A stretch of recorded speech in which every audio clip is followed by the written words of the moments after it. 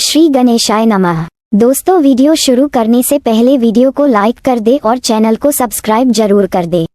Story name is Ishqbaz Session 2 and this story is begin from chapter 294 and guys don't forget to share your reviews and put on your earphones before starting the video for better experience।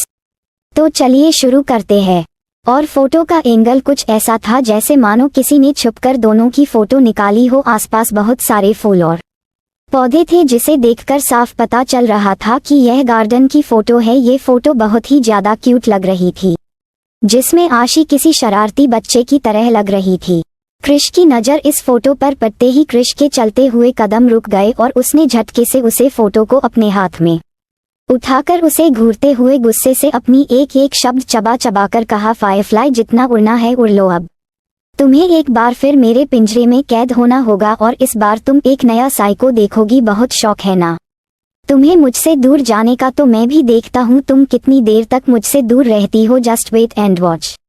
इतना कहकर क्रिश ने उस photo को bed पर फेंक दिया और तेज कदमों के साथ कमरे से बाहर चला गया। वही लगभग 2 घंटे बाद राका आपने कुछ इंस्ट्रूमेंट के साथ जिस इलाके में लास्ट टाइम आशी देखी गई थी उस जगह की सीसीटीवी फुटेज खंगाल रहा था कि तभी एक फुटेज में उसे कुछ लोग नजर आए जिन्होंने लगभग लेपर्ड प्रिंट जैसे कमांडो ड्रेस पहन रखी थी। सर पर मैचिंग कैप, आंखों पर गॉगल्स और कंधों पर कुछ गन लादे हुए वह कहीं की वेल ट्रेंड कमांडो लग रहे थे। और उनके ग्रुप के ठीक बीचों बीच उन्हें एक वाइट शर्ट और ब्लैक पेंट, आंखों पर गॉगल्स लगे काफी स्ट्रांग ऑरा के साथ एक शख्स दिखाई दिया जिसने अपनी बाहों में ब्राइडल स्टाइल में आशी को होल्ड कर रखा था। आशी जो कि उसकी बाहों से बचने के लिए हाथ पैर मारते हुए खुद को आजाद करने की कोशिश कर रही थी, लेकिन फुटेज में साफ दिख रहा था कि वह शख्स इतना स्ट्रांग था कि आशी खुद को उसकी बाहों से छुड़ा ही नहीं पा रही थी। फिर वह शख्स आशी को अपनी बहुत ही लंबी सी गाड़ी में पीछे की सीट पर बैठाता है और खुद भी उसके साथ गाड़ी में बैठकर तुरंत ही वहां से निकल गया। उसे शख्स के जाने के बाद कमांडो की लगभग 2 गाड़ी आगे और 2 गाड़ी पीछे उसे प्रोटेक्ट कर रही थी। देखते ही देखते वह गाड़ी हवा के रफ्तार के साथ वहां से गायब हो गई और इस इंसान को देखते ही राका को 1 सेकंड नहीं लगा ये पहचानने में कि यह शख्स कोई और नहीं बल्कि युवान खन्ना है और आशी को वह अपने साथ ले गया है। ये देखने के बाद राका के माथे से पसीना बहने लगा। उसने घबराते हुए अपनी नज़र उठाकर सामने गुस्से से इधर उधर टहल रहे क्रिश की तरफ देखा, जो कि न जाने फोन पर किसी से मैसेज पर कोई बात कर रहा था कि तभी उसने अचानक ही पलटकर अपनी नीली नजरों से राका को घूर कर देखा। मुझे घूरना बंद करो और बताओ कुछ पता चला कहाँ है मेरी फायरफ्लाई। इन शब्दों को क्रिश ने लगभग दहाड़ते हुए कहा था, जिसे सुनकर राका तुरंत ही घबरा गया और उसने अपनी लड़खड़ाते हुए शब्दों में कहा, किंग वह दरअसल क्वीन बकरी की तरह मिमियाना बंद करो। I want clear answer. Queen क्या कहाँ है वह बताओ। कहते हुए क्रिश लगभग उसके ऊपर चीख पड़ा, जिसे सुनकर राका अचानक ही कांपते हुए बोला, किंग आपका शक सही निकला।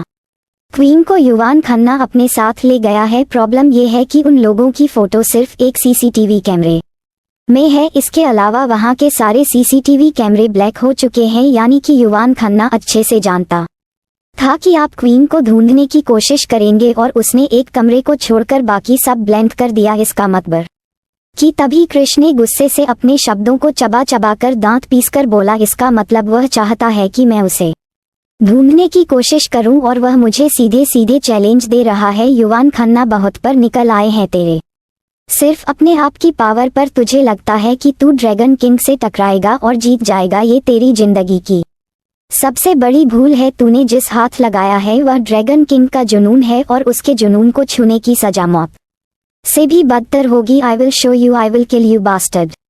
कहते हुए क्रिश ने लगभग गुस्से से दहाड़ते हुए वहां पास में रखा हुआ एक कांच का टेबल, जो कि काफी भारी भरकम था, 1 सेकंड में हवा में उठाकर जोर से जमीन पर दे मारा। इसके बाद वह कांच का टेबल चुटकियों में चकनाचूर हो गया। क्रिश का गुस्से से खतरनाक काला चेहरा देखकर तो राका भी कांप रहा था। वह बेचारा अपना सलाइवा गटक रहा था क्योंकि क्रिश सचमुच बहुत खतरनाक लग रहा था। कि तभी क्रिश ने लगभग राका को घूरते हुए चिल्ला कर कहा, 2 घंटे, सिर्फ 2 घंटे हैं तुम्हारे पास। युवान खन्ना इस वक्त कहाँ है? कहीं से भी इंफॉर्मेशन लाकर दो मुझे, और अगर तुम ऐसा नहीं कर पाए तो खुद को गोली मार लेना, वरना मेरी दी हुई मौत से भी बदतर होगी।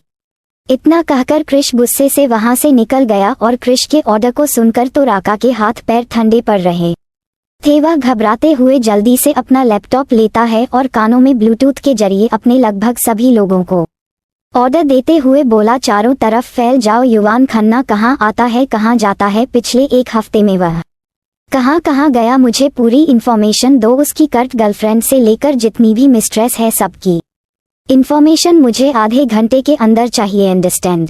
यस सर, हम पूरी कोशिश करते हैं।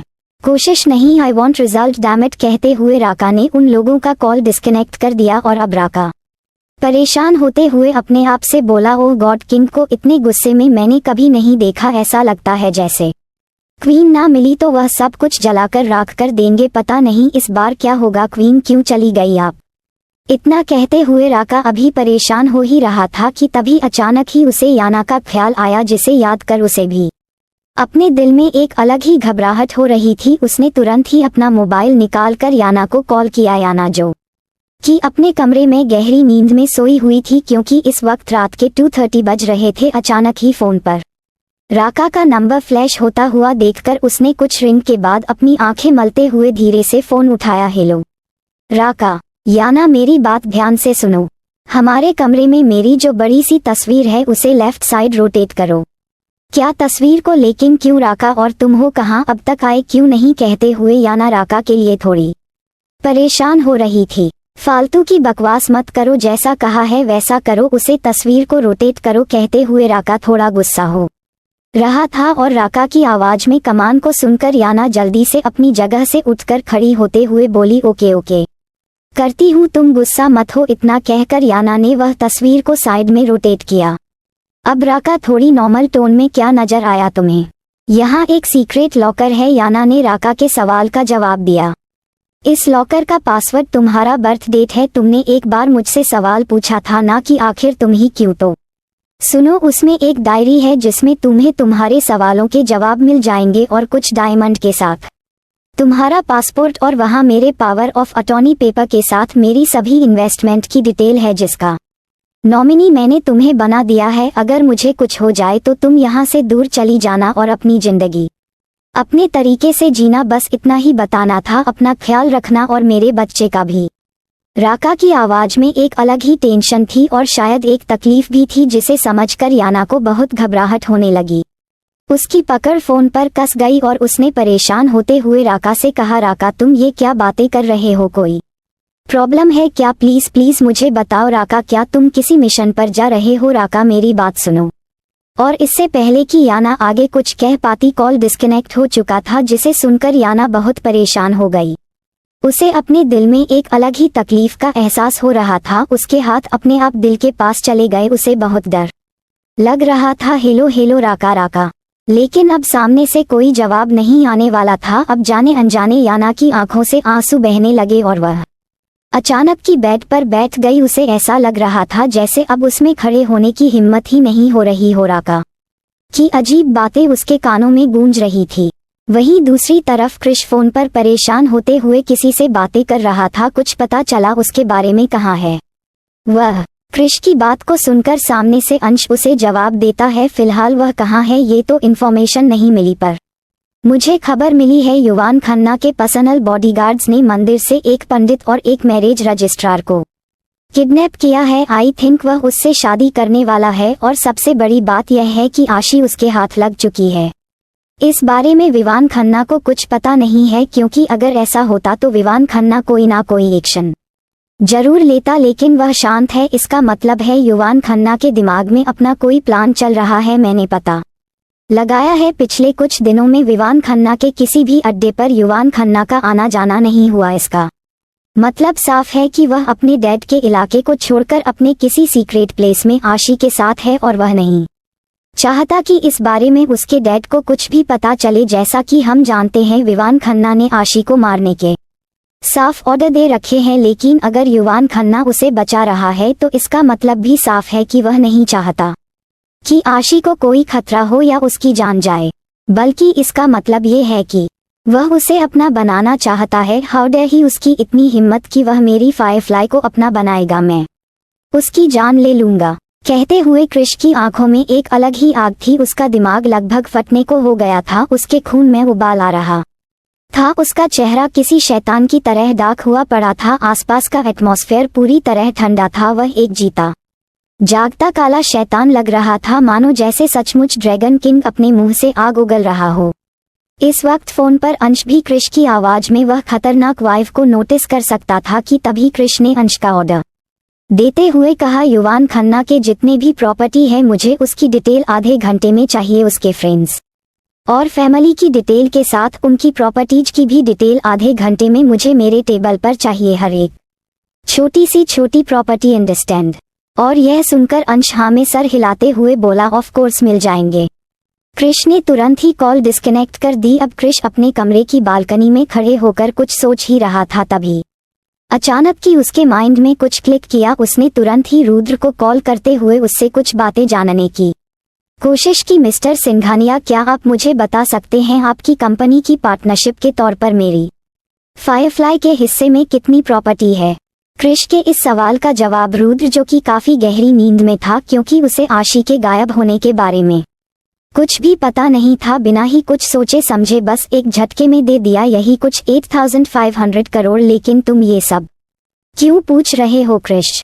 बस ऐसे ही आपको मेरा एक काम करना होगा। आप अपनी बोर्ड ऑफ डायरेक्टर्स की मीटिंग बुलवाए। आगे आपको क्या करना है वह मैं बताऊंगा। ठीक है, काम हो जाएगा कृष कहते हुए रुद्र ने कॉल डिस्कनेक्ट कर दी। और अब कृष तेजी से अपने कमरे से बाहर निकला और हॉल में आकर राहुल, जो कि पहले ही काफी परेशान बैठा था क्योंकि आशी का कुछ भी पता नहीं चला था। इस वक्त रात की लगभग 3:30 बज रहे थे, लेकिन इसके बावजूद डेविडसन विला में आज कोई नहीं सोया था क्योंकि सबकी रातों की नींद उड़ी हुई थी। राहुल के सामने आकर कहा, डैड मुझे आपसे कुछ बात करनी है। अपने सामने कृष को देखकर राहुल, जो कि पहले ही गुस्से से उबल रहा था क्योंकि आज ऐसी गायब है तो उसके पीछे सिर्फ कृष ही जिम्मेदार है। एना और समर भी काफी परेशान थे, लेकिन सोफिया, उसके चेहरे पर तो बहुत बड़ी मुस्कान थी क्योंकि आप फाइनली कृष पर वह अपना हाथ आजमा सकती थी। राहुल गुस्से से खड़ा होकर कृष पर लगभग चिल्लाते हुए बोला, लेकिन मुझे तुमसे कोई बात नहीं करनी। तुम्हें जो करना था तुमने कर दिया। तुम्हारी वजह से, सिर्फ तुम्हारी वजह से आज मेरी बच्ची इतने बड़े खतरे में है। भगवान जाने को कैसी है और कहाँ है। मुझे डर लग रहा है कहीं उसे कुछ हो ना जाए। हर एक गुजरते वक्त के साथ मेरी सांसें अटक रही है, लेकिन तुम्हें इस बात से कोई फर्क नहीं पड़ रहा। मुझे तो समझ नहीं आता आखिर तुम्हें हो क्या गया है कृष।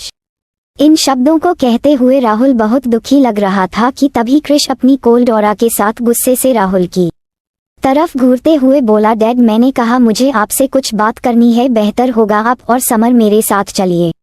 इतना कहकर कृष तेजी से वहां से चला गया। राहुल और समर को उसे पर गुस्सा तो आ रहा था, लेकिन वह कृष के ऑरा को नजरअंदाज भी नहीं कर सकते थे। वह दोनों एक ठंडी सांस लेकर कृष के पीछे पीछे स्टडी रूम में आए।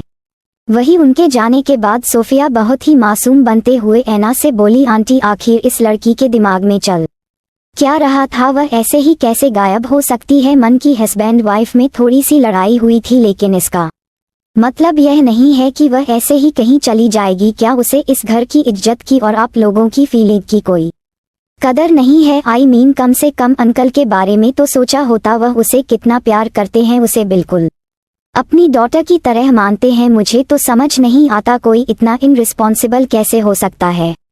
और कृष, मुझे तो उसे बेचारे के लिए बुरा लग रहा है। जिस चीज में उसकी गलती है भी नहीं, उस चीज के लिए अंकल उसे ब्लेम कर रहे हैं। एक लड़की के लिए दोनों बाप बेटे में इस तरह की अनबन होना, आई डोंट थिंक कि यह सही होगा। मुझे तो समझ नहीं आता आपने उस नादान और बेवकूफ लड़की में क्या देखकर अपने इतने हैंडसम और स्मार्ट बेटे की शादी करवा दी। आई मीन मुझे सचमुच लगता है कि वह लड़की सिर्फ उम्र में ही नहीं बल्कि समझदारी में भी कृष की अनमैच है। आई थिंक वो इससे बेटर डिजर्व करता था।